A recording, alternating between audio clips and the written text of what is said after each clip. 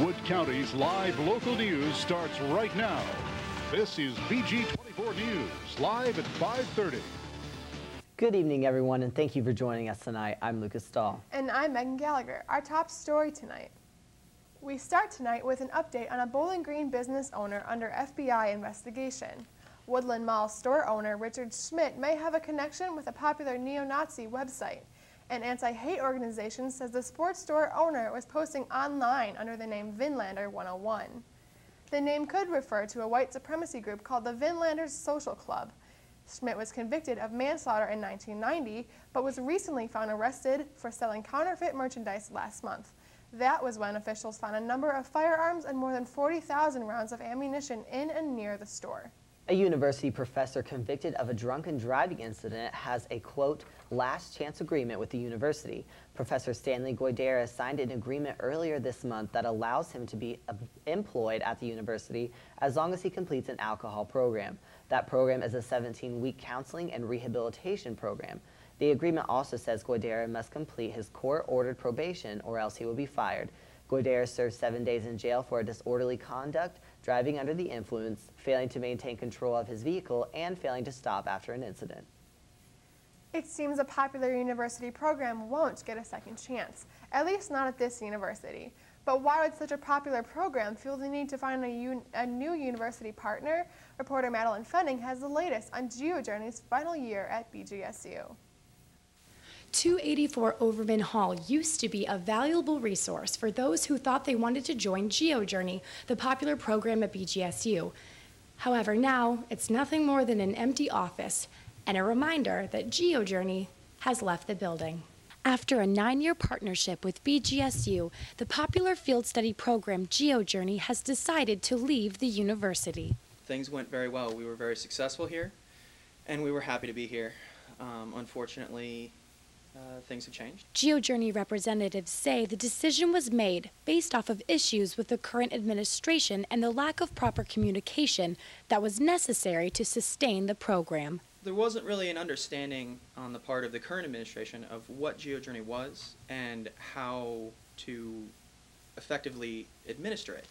And the communication broke down in the last several years. Geo Journey representatives believe that the educational focus of the program proved to clash with the administration's priorities. I felt very strongly that this was a place that valued new and good ideas and valued an educative experience over fancy dorms. At the end, we were communicating with the Vice Provost, Sue Houston. During the course of those communications, she made it very easy for us to leave. During their 9-year partnership with the university, Geo Journey provided not only a unique learning experience for students, but an enrollment tool for the university. The loss of Geo Journey could mean the loss of future students who wish to someday join the program. Every year we have several students in their applications to Geo Journey saying, this is why I want to come to Bowling Green State University. But the campus loss doesn't stop there. The Geo Journey alumni group Base Campus will no longer be able to be considered a campus organization due to the loss of Geo Journey. Sadly, this is going to be our last semester, which is another reason why Geo Journey is so bittersweet, but we're no longer going to be applying for SPC funding. We're not going to be a formal organization. It's just not possible because we don't have any way of recruiting new members. While Geo Journey might be over at BGSU, the program plans on finding a new university to call their home. Members of Base Campus are glad to know that students outside of BGSU will still be able to experience the program. It's an amazing program and you want it to stay at this university, but the fact that they decided to continue on and keep Geo Journey going was positive enough to weigh out the negative. The loss here is greater than just some fancy program. What Geo Journey is ultimately is an investment in students individually. You know, Geo Journey is always a challenge, but that's part of the personal growth that comes from Geo Journey. Reporting for BG24 News, I'm Madeline Fenning. Geo Journey plans to announce the new home through their Facebook page at facebook.com/geojourney. The university received some rough numbers in regards to enrollment this semester. Reporter Aisha Mitchell joins me live with more. Aisha? Thanks, Lucas. Residents, life, and faculty members say there are many factors as to why numbers are down for the spring semester, but they are fighting to keep students here with various resources. There's no place like BGSU. lots of students are beginning to think otherwise. Bowling Green officials have reported that overall enrollment for the spring semester is down 1%. Why exactly are students leaving the university? There could be numerous reasons, such as financial situations, academics, or maybe this university is just not the right one for them. So what do BGSU faculty members have to say about the enrollment drop, and what are they doing to prevent this in the future? There's a number of cases where there are just financial stressors involved, where financial aid packages are not as great as they had been in the past. The costs continue to rise, and families are struggling in this bad economy to be able to do all the things that they need to do. Resources such as the Learning Commons are extending programs to students in need of academic help. They connect with numerous classes and offer tutors to ensure students get the help that they need. The Learning Commons has even reached out to residence halls and Greek-lettered organizations to set up study table sessions. Still, faculty members may think they know what it takes to keep enrollment high. What exactly do BGSU students think they need in order to keep them here at the university? I think just more student awareness would be the best way. Lower tuition, offer more scholarships, maybe some more programs on campus to invite people. You can contact the Learning Commons or Student Money Management Services for further questions or to get help for the remainder of this semester. Reporting live in the studio, I'm Aisha Mitchell. University students teamed up this weekend to make films for a competition called the 48-Hour Film Festival. Students submitted ideas for movie genres, lines, props, and filmmaker challenges Thursday night. And on Friday, the teams drew random selections from each category and had exactly 48 hours to make a film. Reporter Matt Dunbar was there for the filmmaking action. I'm ready. Let's do it. 4 times each school year, the University Film Organization teams up with its partner, BG Reel, to host a campus-wide film competition. It's basically people get together in teams and you select a genre, a prop, a line, and a filmmaker challenge, and you make a movie in 48 hours. Filmmaker Addison Bryan shares how his team, We Don't Know What Went Wrong, goes about making a typical 48-hour film. The process usually goes by everyone putting in their own ideas into a little pot and whatnot. And then from that, we all mix it together and somewhat combine certain ideas and trash out the horrible ones. While the event is designed primarily for fun, competitors often learn valuable problem-solving skills along the way. We got Western, and we're having a particular challenge doing a Western in northwest Ohio in the winter, but we're kind of doing a winter modern Western with that. And if that wasn't challenging enough... The line we got, I can't remember the exact line off the top of my head, but it's about, it's a good thing I still have my donuts. And then the prop is actually a My Little Pony doll. But no matter what challenges you draw, a fun time is guaranteed for all. You don't have to be a film major, you don't have to even be a current student, but any alumni, any current student is welcome to participate, and it's a blast. For BG24 News, I'm Matt Dunbar. And now weathercaster Heather Pauloff has a preview of your Black Swamp weather. Heather? Thanks, Lucas. It's 60 degrees out there right now, which is really warm for January. It's pretty nice out there. But we do have rain coming in, and it's going to stick around for a few days. Stay tuned for your Black Swamp weather forecast, and I'll let you know exactly how long that rain's going to stay. Coming up next, the gun debate continues at Washington and at home. We'll tell you their concerns. And being qualified for a job used to be the hard part. A new study says that's no longer true. Stay with us. Construction continues tonight on one of the oldest university's residence halls, McDonald. Constructors have been working since last semester on renovating the 50-year-old building. Residence Life says it will be completed for the fall. The $9.3 million upgrade is phase 3 of the university's so-called master plan, which was approved in June of 2010. The university says the renovations will offer improved restrooms, lounge space, computer labs, and kitchens. Residents advisors at McDonald are excited for the changes. It's slated to get all new furniture, all new carpet, just being almost gutted in a sense to where they want to paint the walls up, because right now it does look kind of drab. It is a building that was built a long time ago. The community here is what makes it such a vibrant place to live, and so the renovations are really trying to make the building reflect that. Firearm enthusiasts are flocking to gun stores in record numbers in anticipation of possible gun control laws. Talk of the new legislation is pushing semi-automatic rifles and high-capacity magazines right off the shelves. 8 of the 10 busiest days for background checks last year were after the Newtown shootings. And just this year, the background checks reached their highest levels since 1998. CNN reports that background checks are the most reliable way to track gun sales. Gun owners say they are trying to buy certain weapons before it's too late. We still don't know what gun legislation will be passed by our heavily divided Congress. President Barack Obama's proposal to ban assault weapons is still awaiting congressional approval. But we do know about 15,000 people own fully automatic weapons in the United States, and they are not the only ones who would be affected by the proposal. Even those who own less powerful weapons could have to give up their guns. According to at least one gun owner, the key to the proposal is how an assault weapon is defined. I can take a semi-automatic .22 rifle that comes out of the gun case that I can use for squirrel hunting, and I can change it. You can buy all these extra parts and put on there, and it's the same .22 semi-automatic that looks like an assault rifle. It is exactly the same weapon or handgun, a firearm. So I guess it depends on what they want to regulate. Obama signed 23 executive actions earlier this month in regards to gun control. Those actions did not require congressional approval, but some say they were not very specific. They ranged from improved background checks to hiring school resource officials.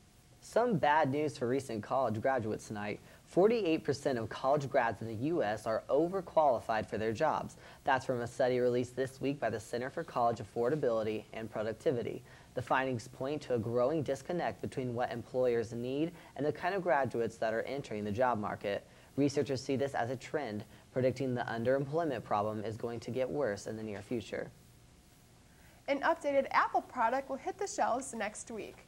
Apple announced this morning a new iPad with 128GB memory. That's twice as large as the current device. And with more space comes a bigger price tag. The 128GB Wi-Fi model will now cost about $800, while the LTE model will be a little over $900. The new iPad will be available a week from today. Coming up next. It's been a cloudy week so far. Weathercaster Heather Poloff will tell us if we'll have any sunshine anytime soon. And in the likely event that weather gets cold, we've got tips for staying safe during the winter. Stay with us. Now, Wood County's live local forecast with BG24 Black Swamp Weather. Good evening, Wood County. I'm weathercaster Heather Poloff here with your Black Swamp weather forecast. Our current conditions have us sitting at about 60 degrees with cloudy skies, but we do have some showers coming into the area, and those will be sticking around tonight and tomorrow. It does feel like 60 degrees outside with the humidity at about 80%. For tonight's forecast, we're only going to be dropping down a few degrees, about mid-50s, with those thunder showers, sticking around throughout the evening. Winds from the south at 25 miles per hour, keeping it warm for tomorrow as well. For tomorrow, we will be still in the mid to upper 60s in the morning. 50s in the morning. However, the temperature is going to be dropping throughout the day with our actual high supposedly about 30 degrees, actually. And for tomorrow night's forecast, it's still going to be cold with 22 degrees. The rain showers are going to be turning into snow showers with the winds shifting to the west at 21 miles per hour. And as you can see with our temperature map right here, we do have the warm air sitting over northwest Ohio. But as you can see, this cold air mass is going to be pushing this way in the next 24 hours. And as well with our precipitation map, we do have this band of rain showers that is going to be moving through the area, and we do actually have some more rain behind that, so it's going to be pretty wet and windy the next few days. And taking a look at our 5-day forecast, tomorrow it is still going to be raining all day with temperatures in the mid to upper 50s, but like I said, the temperatures are going to be dropping into the mid to upper 40s and 30s, so expect those rain showers to turn into snow showers through Thursday, Friday, and Saturday. Sunday, however, it is going to be warming up to about 36 degrees, and the sun will be coming out, so maybe we can get out and enjoy some of that sunshine on Sunday. Yeah, it has been exceptionally warm for this time of year, but It's just so gloomy outside. Yes, and with that rain coming through, it is definitely not January type weather. Not at all. Cold weather can be dangerous. More than 700 people die each year from hypothermia, but reporter Danielle Griffith says most winter deaths involve driving. Ohio winters can be very unpredictable, even though the snow can be here today and gone tomorrow. According to National Weather Service, about 70% of winter deaths occur in automobiles due to high speed and uncontrollable weather conditions. Biggest thing is to just slow down in bad weather. Give yourself the extra time to brake.